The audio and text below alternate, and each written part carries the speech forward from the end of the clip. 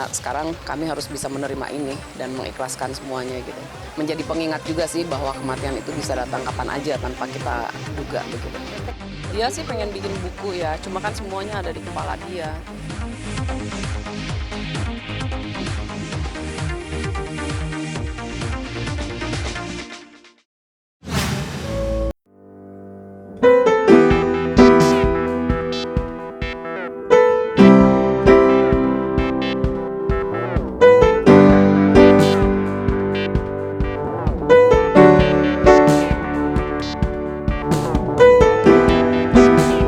Kita kan punya tradisi ya, juga kepercayaan bahwa selama 40 hari itu roh belum meninggalkan rumah begitu.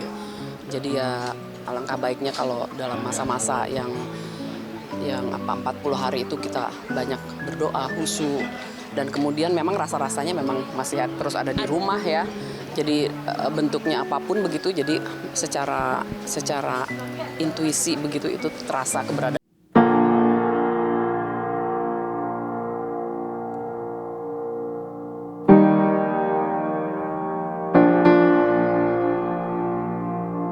Ya kami saya, Mayong masih sering nangis juga begitu ya. Tapi di hari ke-40 ini insya Allah kami memang harus mengikhlaskan dan berdoa untuk Maura, semoga Maura sudah berada di surga. Ya kami up and down ya, jatuh bangun lah pokoknya. Kadang Mayong yang down, kadang saya ya. Jadi ya siklusnya kayak begitu, gantian aja. Soalnya itu kan tidak bisa nggak by design ya semuanya. Jadi kesedihan itu datang tiba-tiba, kehilangan itu juga begitu. Ya sekarang kami harus bisa menerima ini dan mengikhlaskan semuanya gitu. Dan menjadi pengingat juga sih bahwa kematian itu bisa datang kapan aja tanpa kita duga begitu. Enggak, kami kan selalu berdialog ya. Kalau saya pulang kerja ada dia gitu, malam yang ngobrol. Ntar kalau pagi saya pergi ya dia masih tidur gitu ya.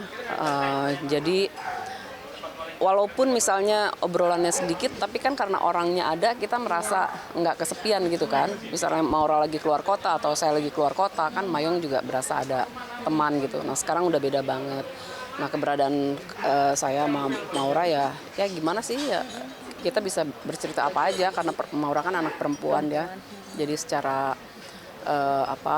hal-hal yang pribadi juga lebih sering bicara dengan ibunya begitu. Saya suka ngebelai rambutnya ya, jadi saya suka ingat harum itu rambutnya gitu. Kalau dia lagi tidur, kalau nggak saya pulang kerja dia lagi nonton TV gitu ya, saya selalu cium dia. Jadi nggak mimpi sih, cuma kayaknya datang aja ya, datang gitu. Ada beberapa sign gitu ya. Iya gitu. Terasa sih, terasa. Katanya sempat ke makamnya. Tadi ya, semua sekeluarga besar. Ya kami ke makamnya ya ini ya untuk melepaskan Maura secara ikhlas, terus ya secara ya ini apa sih namanya, momentum 40 hari itu gitu.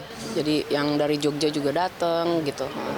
Saudara-saudara. Ada barang-barang yang memang selalu akhirnya Mbak Teteh masih peluk, dibawa tidur gitu, ketika akhirnya barang yang benar-benar mungkin Maura nggak bisa lupain, akhirnya itu menjadi kenangannya. Akhirnya Mbak Teteh bawa kemanapun ada di kamar saya nggak bawa, ada di kamar saya. Jadi ya ada tas yang dia suka, dia kan selalu pakai tas itu kemanapun kapanpun ya.